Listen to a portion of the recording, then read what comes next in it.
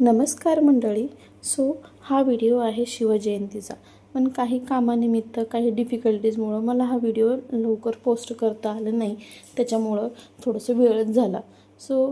सर्वप्रथम ना मी शिवजयंतीनिमित्त मी विचार केलं होते की काहीतरी गोडधोड करावं. पण काही गोष्टीमुळं मला जमलं नाही. घरातली कामं गडबड त्याच्यामुळे. मग म्हटलं चला फ्रीजमध्ये दिसले वांगे. वांग्यांना छान धुवून घेतलं आणि त्याच्यासाठी जी लागणारी पेस्ट आहे, ओली पेस्ट आहे, ती सर्वप्रथम बनवून घेतली. पेस्ट झाली अशा प्रकारे. मग वांगे पण चांगले स्वच्छ धुवून घेतलं आणि त्यांना थोडंसं सुकण्यासाठी ठेवलं. आणि जेणेकरून हे वांगे ना मिठाच्या पाण्यात धुतलेलं कधीही चांगलं, कारण की ह्याच्यावर जी फवारणी केली जाते किंवा केमिकल जे याच्यावर फवारणी केलं जाते ना, ते थोडंसं रिलीज होण्यासाठी काम करतं मीठ. त्याच्यामुळे सर्वप्रथम वांगे मिठानेच धुवून घेतलेले बरे. वांग्यांना धुवून थोडंसं वाळत ठेवलं आणि त्याच्यानंतर लगेच इकडे फोडणी करण्यासाठी घेतली. जोपर्यंत फोडणी होते तोपर्यंत मी इकडे वांगे भरून घेतलेले आहेत. आणि मस्तपैकी वांगे एक एक करून तेलामध्ये किंवा हे बनवलेलं मिश्रण आहे त्याच्यामध्ये वाफवण्यासाठी सोडून दिलेलं आहे. इकडे मात्र श्रीमईला मी रेडी करण्यास लागले होते, कारण की आज शिवजयंती असल्यामुळं काहीतरी नवीन करण्याचं चालू होतं.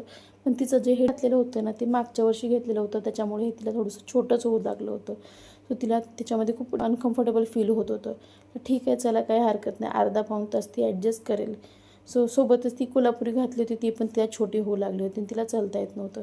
तिला कसंबसं सांगितलं की काहीतरी म्हणून तिला म्हणून घेतलं. इकडे मात्र श्रीमई आमच्या अगोदर महाराजांची पूजा करायला लागली. कुंकू हळद सगळं काही व्यवस्थित लावू लागली. म्हणजे तिला इतकं छान वाटायला लागलं की महाराजांचा बड्डे आहे, आम्ही तिला असं सांगितलेलं होतं.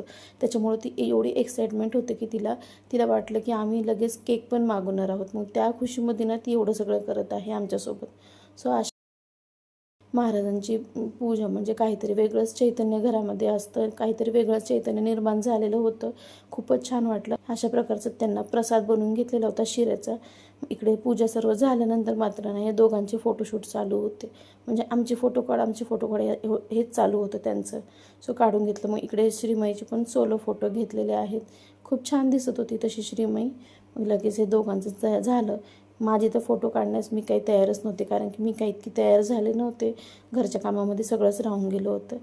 आजचा व्हिडिओ तुम्हाला कसा वाटला नक्कीच मला कळवा. थँक्यू.